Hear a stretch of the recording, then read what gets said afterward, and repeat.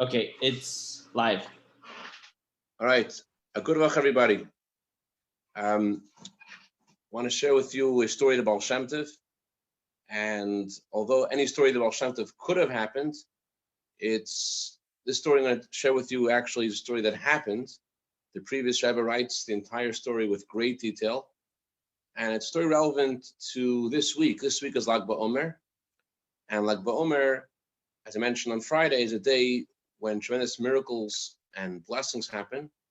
And especially it's a time for blessings for children. But not only is it a blessing for biological children, if God forbid someone hasn't been blessed with biological children, and every Lag BaOmer that comes may remind them of, that they weren't among those lucky people who have actual biological children.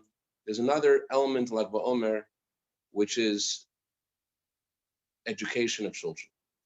And the Gemara says that by teaching another person Torah, just the fact that you helped another person study Torah, that person who you taught Torah to is considered like your child. And not only if you actually taught them Torah yourself, but even if you assisted someone else to teach them Torah, that child who studied Torah because of you, or not just a child, any person who studied Torah because of your efforts, they are considered like your children. So the following story is a story of the Baal Shemtov about this theme.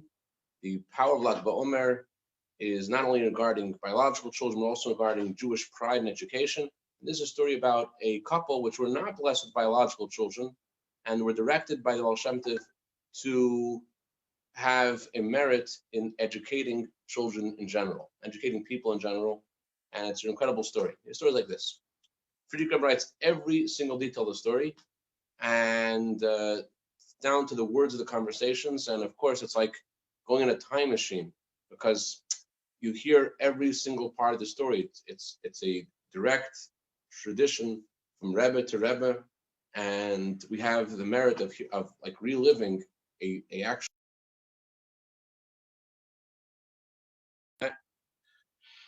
I don't know how to work. Okay, 1 second. Maybe I should put us on airplane mode for a second. Hopefully, and I'll put on Wi-Fi, and then I won't get this to my full call. So let me do that in a second. Airplane.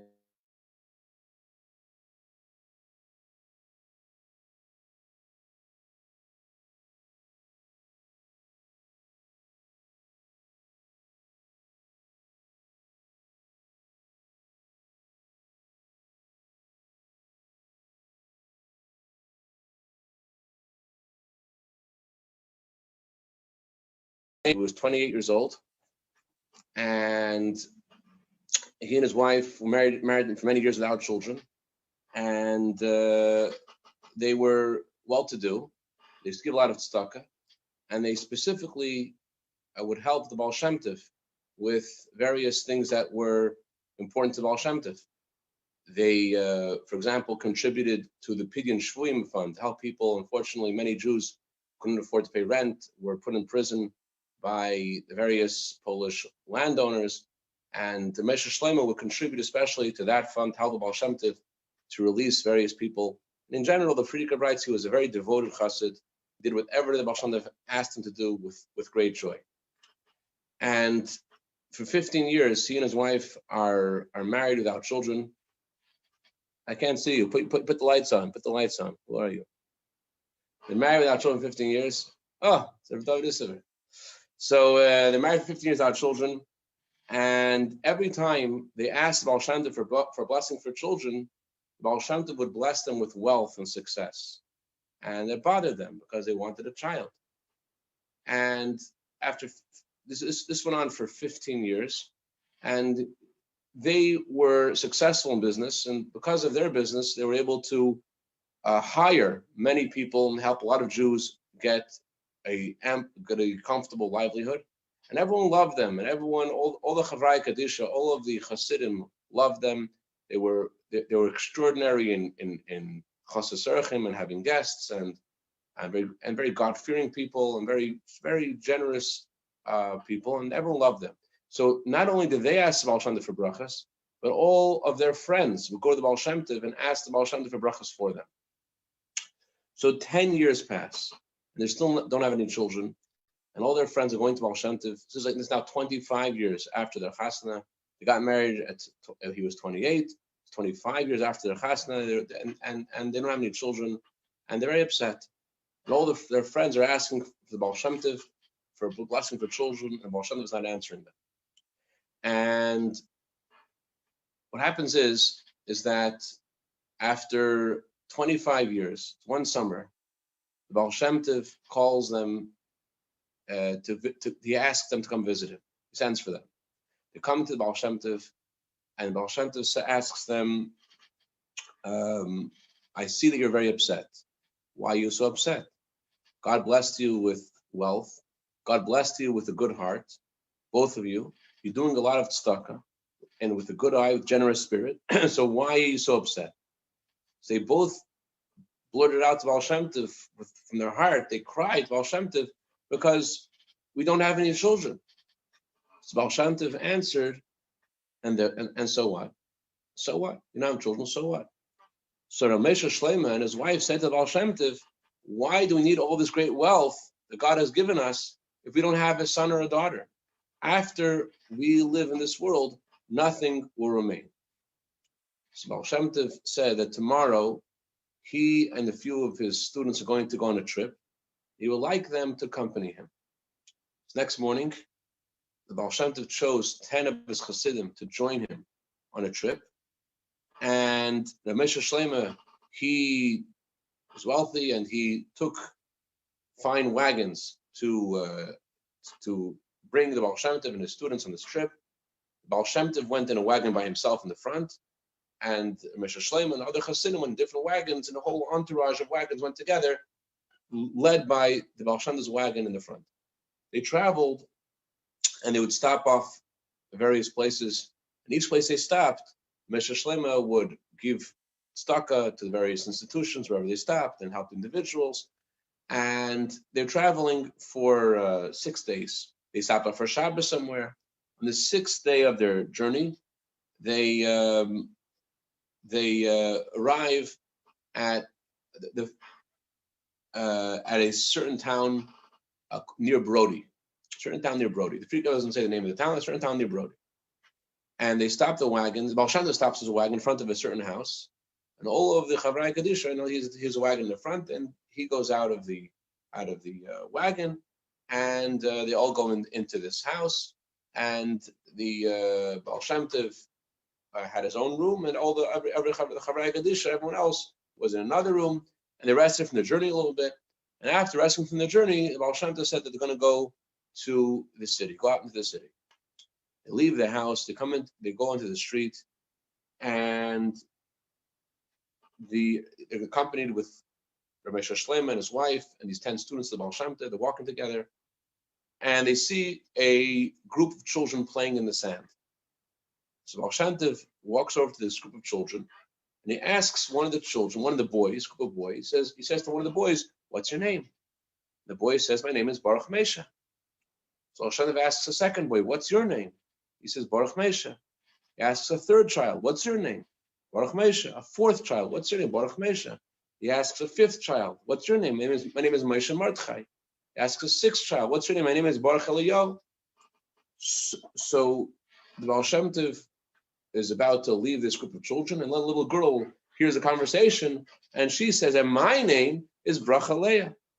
And all the students of Baal Shem Tov are wondering about this. All the kids have the same name. Ramesha Shlema and his wife are also surprised what's going on, but no one had the temerity to go to ask Baal Shem Tov what's going on, and they continue on. A faint smile comes on the lips of the Baal Shem Tov, and his holy face is shining. Baal Shem Tov continues walking, and they're all following Baal Shem Tov. And as they're walking, they meet a little girl, and Baal Shem Tov asked her what her name was, and she says, my name is Bracha Leah. In one of the streets, they see a group of girls playing, and the Baal Shem Tov walks over to the. By the way, if you can't hear me, if the audio isn't good, please let me know. I'm using the Wi-Fi, and not always does that work. You hear me? Okay. Yeah. So a group of little girls playing, and the Baal Shem Tov goes over to one little girl and says to her, in the group of girls playing, what's your name? She says, Brachaleah. And a second girl, what's your name? Brachaleah. Third girl, Brachaleah. Fourth, fifth, and sixth girl, each with the name Brachaleah. And Baal Shemtov continues on, followed by his students, followed by Ramesh Shleim and his wife, and they meet another child in the street. What's your name? He said, my name is Baruch Mesha. And they meet another girl in the street. What's your name? Bracha Miriam.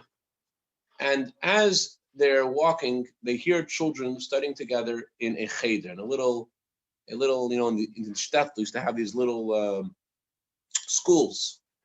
So they see these children in the house studying together with their malamed, studying together with their teacher, and the Baal Shem Tov walks into the house, and the malamed says, Aleichem Shalom, greeting the Baal Shem Tov, and the Baal Shem Tov greets, responds, Shalom Aleichem, and the Baal Shem Tov asked the children in this cheder what their names are. There's about 20 kids in this class. 6 kids say our names are Baruch Mesha, Baruch Mesha, Baruch Mesha, and then the 7th child says his name is Baruch Avram, Mesha Yosef, Baruch Shmuel, Baruch David, Baruch Chaim, Baruch Yitzchak, Baruch Shalom, Baruch Tuvia, Mesha Yitzchak, Mesha Zachariah, Mesha Yisrael, Mesha Shlema. The students of Baal Shem Tov were outside, but they were able to hear. They're talking to each other, and they're all wondering about this. They said to themselves, must be that there was some incredible tzaddik who lived in this town, named the Baruch Mesha, and probably his wife's name was Brachaleah. And that's why everyone named their children after these great tzaddik. That's what they decided to themselves. That's what they thought this must have meant. And everyone was hoping that they should give these names to their children, so that their children should also be tzaddikim too. They should also be going the path of these great tzaddikim that must have lived there before. The Baal Shem Tov asks his teacher, how many schools, how many chadarim, how many cheders are there in this city? And he says there's like 15. He told Baal Shem Tov where the various 15 schools are. Baal Shem Tov and those who are walking with the Baal Shem Tov and Ramesh Shleim and his wife go to visit a few more schools.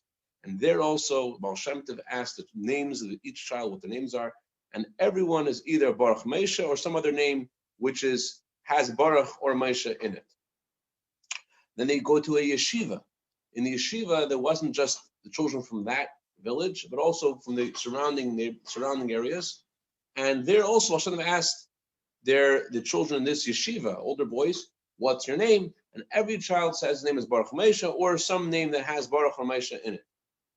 So as they're walking, time for mincha arrives, and Baal Shem Tov goes into a little shul to daven mincha. After mincha, the Baal Shem Tov walks over to one man in the synagogue, and he asks him, why is it that everyone in this town names their children Baruch Mesha, and all the girls are named Brachaleah? So the man responded, about 100 years ago, there was a man in this town named Isaac Shlema. Isaac Shlema was a butcher. He was very well-to-do, a successful butcher, and he was very generous. He used to give the rabbi and the Perushim, those who would dedicate themselves to Torah study, he used to give them meat for free. And in general, he's a very, very generous person. And he and his wife didn't have children for many years, but finally, after 15 years after their wedding, they finally had a child. And they called the child Baruch Mesha.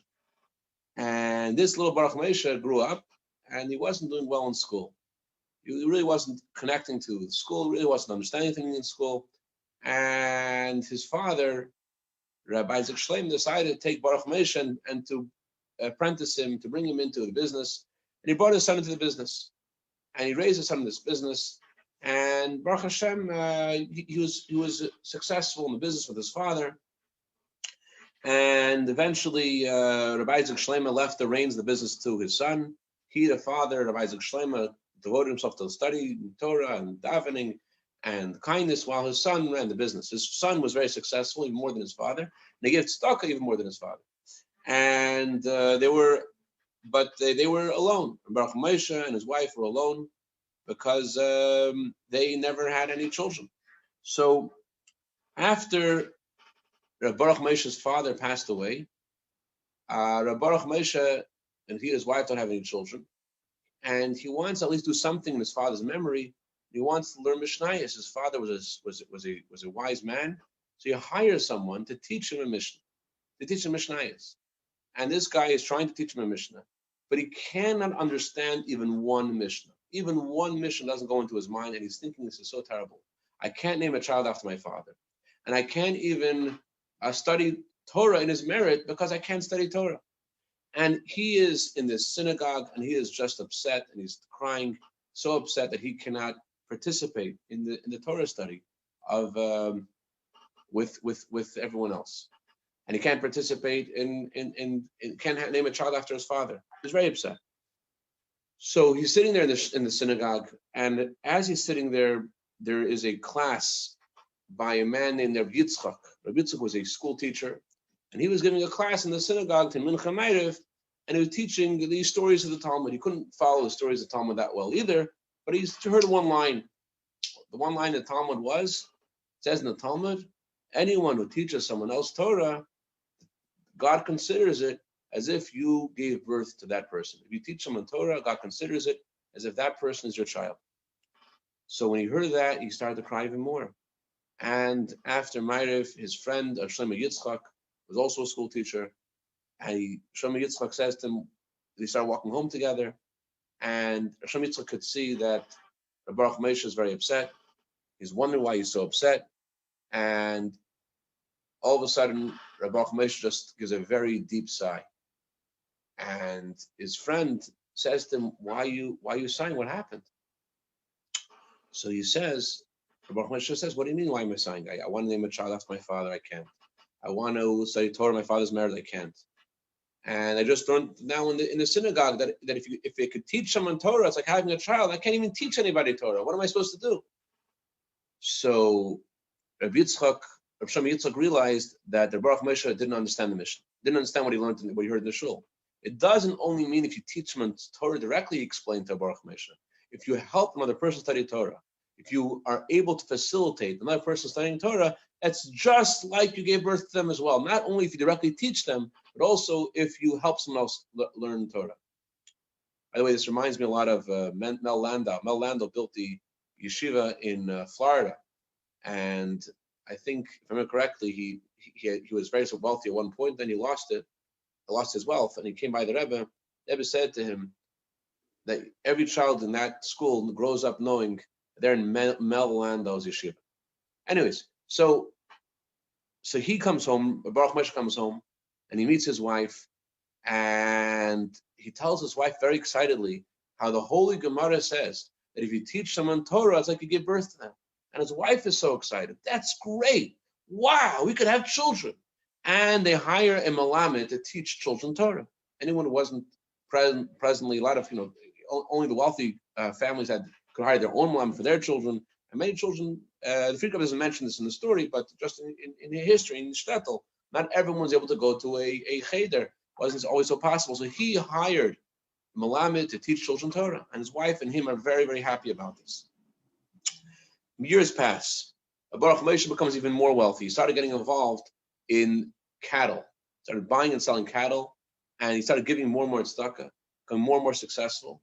And Baruch Moshe and his wife, despite the fact that they were so wealthy, they still lived in the same small little house that they lived in when they got married, and they continued to give tzedakah and do kindness with their wealth and to hire people to teach children Torah. When they turned about 60 years old, they had hired 30 teachers to teach people in that city and all the surrounding cities. They hired Malamdim, they hired people, 30 people, teaching in various chadarim in the entire region. So one day, Bracha Leah tells her husband the following. She says, it's fine, the Gemara says it's like you have a child, I believe that, but a parent has a merit that when the parent passes away, they're remembered. The child names their children after their parent, and we're not going to have that. We don't have any children. So Baruch Moshe, the Friedrich says this. He says he never ever got upset at his wife. This is the first time he got upset at his wife, and he got upset and he said that, how could you say this, Bracha Leah? If the Holy Gemara says that if you teach someone Torah, it's considered as if you gave birth to them, that means that all of the merits that parents have by having children, the exact same merits you have if you facilitate someone else learning Torah. And the Friedrich Rebbe said that most of the people living in this village were all students of various schools that Rabbi Baruch Moshe and his wife had started. And the man telling the stories of Baal Shemtov said that even the rabbi of the city and all the teachers are also studied in the schools of Baruch Moshe made. So the man tells to Baal Shemtov that 15 years have passed since Rabbi Baruch Moshe and his wife had passed away. They gave their wealth over to the rabbi, and they wanted into 4 other chachamim, and they wanted their wealth to be divided in 4 parts. 1 part to be devoted to help their relatives, 1 part to help poor people, 1 part to support the school teachers, and 1 part for loans. So all those people, Friedrich Rebbe says, who studied in the schools of Rabbi Baruch Moshe and his wife Baruch Aleya, they called their children Baruch Moshe, they call their daughters Baruch Aleya, and those who are already older, they ask their children to call their grandchildren Baruch Moshe or Baruch Aleya. And every year, on the day of the passing of Baruch Moshe and his wife Baruch Aleya, all the children, the rabbi is the chazan, and all the people visit the cemetery on their yard site. And just like children have the obligation to their parents, so to all the children who grew up and learned in their schools, they go to visit the gravesite of Baruch Moshe and Baruch Aleya. Anyways, after Ma'ariv is over, the Baal Shem Tov, this whole story is this man telling the Baal Shem Tov the story. Then they go back to where they were staying. They daven Ma'ariv. After Ma'ariv is over, the Moshe Shleimah and his wife and the 10 students of Baal Shem Tov, they go back to where they're staying.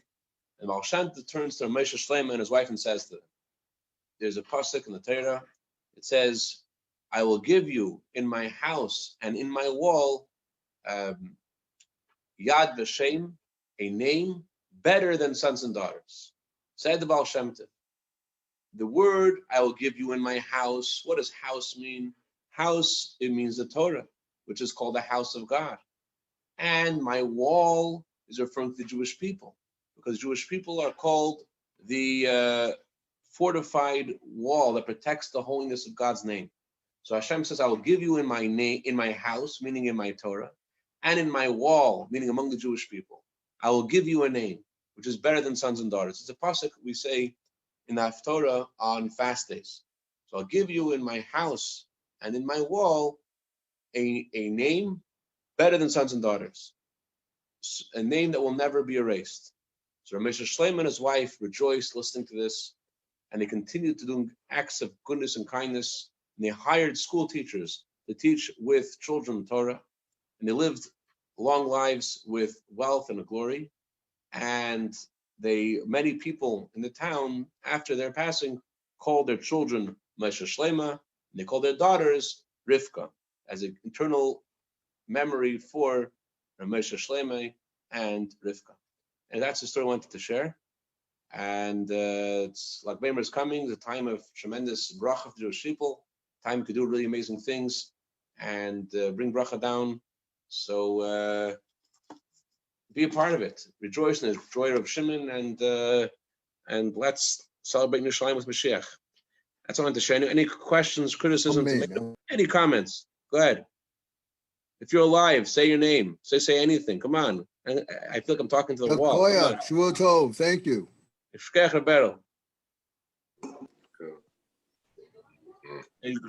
vach, Jonathan. Good vach, David.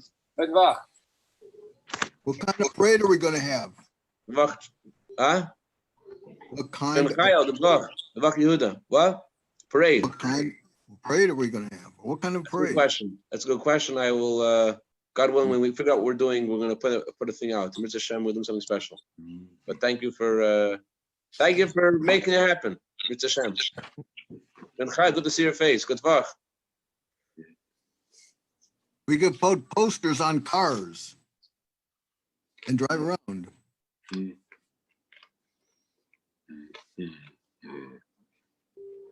Kol Tov, everyone.